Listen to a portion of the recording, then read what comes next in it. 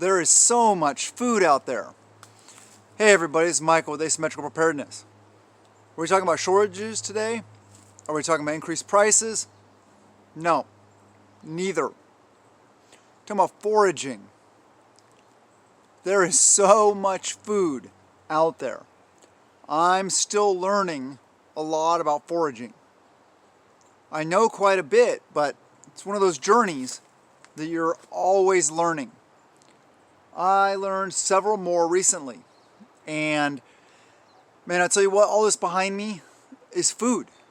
All those ferns, the new growth at the tips. Let me show you. We're getting kind of a little past the season for them, but right here, these are edible. You just eat them. All the roots of ferns are edible. If you live in an area where there's ferns like this, there's food everywhere. I mean, for example, here, this is Oregon grape, or I mean, this is salal. Sorry, salal berries, edible. Oregon grape also is, let me see, there's got to be Oregon grape right around here.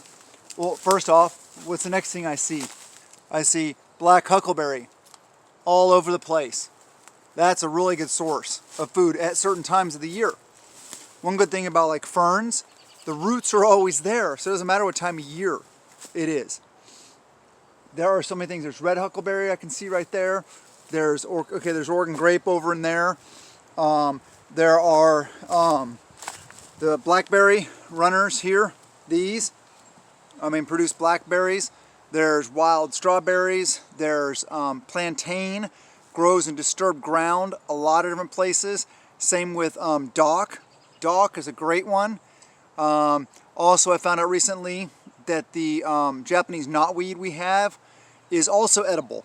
The new growth on the stalks, and I tasted it. It's kind of like lemony, bittery, kind of. It's an interesting flavor. But we can cut those up. We can saute them up. We can cook them up. We can pickle them. Lots of different things.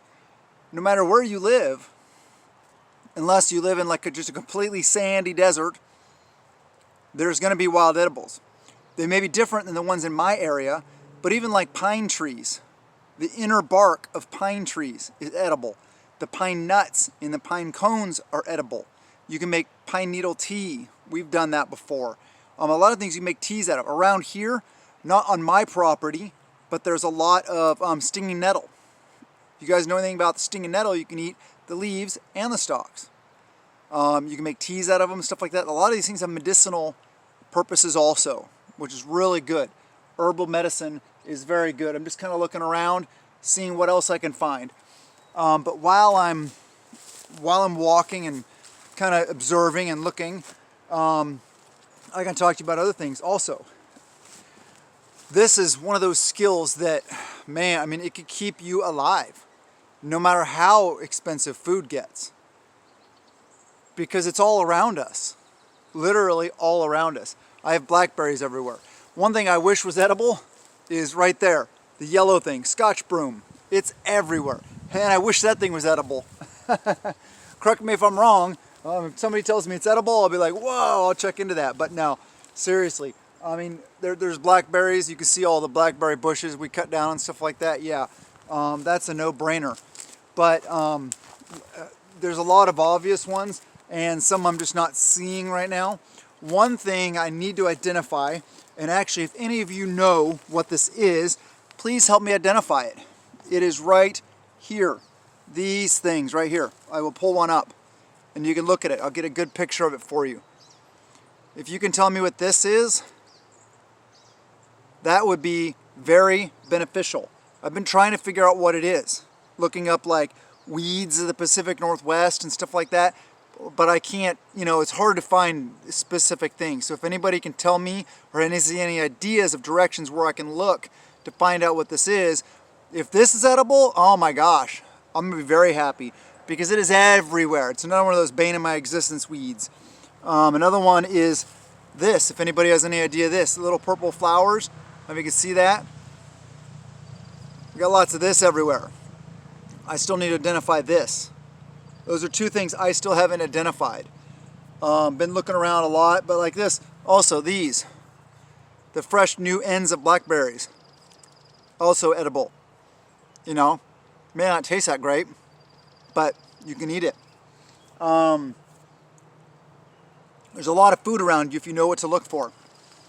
I'm still learning a lot more about the roots portion of edible foods, but seriously, I mean, there is a lot. This is another one right here. I'll sit down right here and you can see it right here. This one. I still need to identify this one. I know the other one, I forget. It's similar to this, but it has fuzzy leaves. I think this is actually a, what is it? The foxglove. I think this is the one that has digitalis in it that can be used medicinally, but it also in higher doses is poisonous. So be careful about what you're eating. Plus we have mushrooms all over the place. That's one thing I haven't gotten into is mushrooms, just because it's kind of scary. People do get really good at identifying mushrooms. I'm just not there yet. But mushrooms can be really good. I have a bunch growing on the side of my raised bed, and I think they're morels. I'm not sure, or morels. I'm not really sure. But man, it's fun. It's a fun journey also to learn to identify all this stuff. It's I always say make prepping fun. Actually, I don't know if I always do. I haven't said it in a while, but it's true. Make prepping fun, and it'll just be part of your lifestyle. And you'll enjoy it, and you can teach your kids and or friends, stuff like that. Here's one.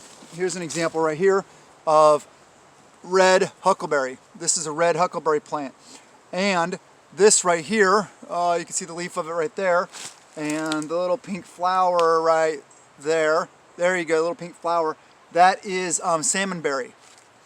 So it's either salmonberry or thimbleberry. I forget which one. That may be a thimbleberry, but their berries are edible. Salmonberries are edible. Oregon grape berries are edible. The salmonberries are a little bit better than the Oregon grape. One thing about salmonberries though, they have these deep recesses in them where like bugs like to hide and stuff like that, hang out. So rinse them really well in some water, drench them, get all those bugs out before you eat them. Or you can just kind of squeeze the base, force the little bugs out, and then eat them live, or eat them raw like that also. Yeah, there's so much out there, and I encourage you guys to get out and learn this kind of stuff. It may end up saving your life. You don't know. We don't know. Nobody knows what's going to go down, how it's going to go down, and what kind of situation we're going to be in. If we're in a bug out situation, and we're in, maybe sort of unfamiliar territory, or in an area that maybe we spend a little bit less time than we normally do in our normal lives, well, if you know the wild edibles around there, you may not have as much stockpiled food there as you do at home. You may be in a bad situation and you may need to figure things out. So that's very important. I know acorns are a big one, in certain areas.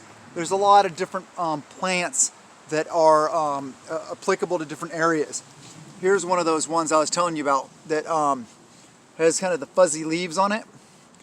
That I think this is the one my mom and I, when we were kids, used to make tea out of. I need to learn more about that one also. But here's another one of those ones I was asking you to identify. If anybody can identify these, and yeah, if I could find out these are edible, oh man, we would never go hungry. Same with dock. Yeah, dock is edible. So yeah, I'm loving that because we got dock everywhere. It's one of those things. I'm dehydrating the dock leaves right now, mixing them with dehydrated turnip leaves, dehydrated beet greens, some of these, the fern, new growth, I forget what it's called, the fern, darn it, I forget the term for it, and the blackberry, also the little new growth things on them, not the sprouts, I forget the terminology, but dehydrating those, grinding them up and making like this nutrient powder. And we're going to start using that soon. I have an entire mason jar full of that nutrient powder. So, in the big mason jar, the quart. So I'm looking forward to using that and finding uses for that, as well as making more and dry canning it for our food storage. Let me see. Oh yeah, so while we're here, here's some Oregon. This is Oregon grape right here. The little spiny leaves here. I'll break one off and you can see the leaf. There we go. That's an Oregon grape. See how it's shiny and has the little spikes kind of at the edges? That's Oregon grape, and they grow kind of like that. You can see them right here, over here, here, here. Definitely, there is so much food out here. God put all this food here for us. One thing, what was it? The plantain, that the seeds are also edible.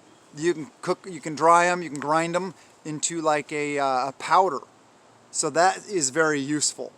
It really is amazing when you get into this, how much edible food there is out there.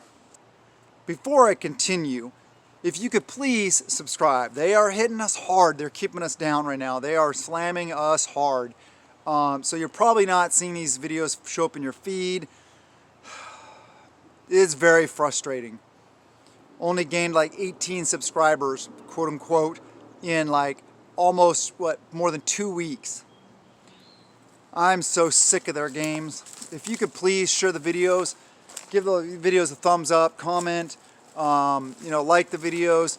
Anything you guys can do really is appreciated, because it's very frustrating dealing with this platform and their dislike of us. So we need to stick together. Do this for all the channels out there, because we all go through it, I'm sure, at one point or another. But anyway, yes, get out, forage, learn where all this food is growing all around you. Very important. If we get into really tough times, total collapse, societal, whatever it is, and we have the ability to go out and gather food, we're going to start incorporating maybe like once a week, or maybe once every other week. I don't know. We're going to do complete meals of only foraged food that we find on our property. So, or maybe even entire days, maybe just an entire like foraging day. I don't know how we're going to do it. We're going to start off with at least entire meals just from foraged food. That will be really interesting and a lot of fun. It'll add an aspect of realism and fun to our day. So anyway, I encourage you guys to learn to forage, find all this wonderful food that God put out here for us. Love you guys. Have a wonderful day, and blessings to you and yours.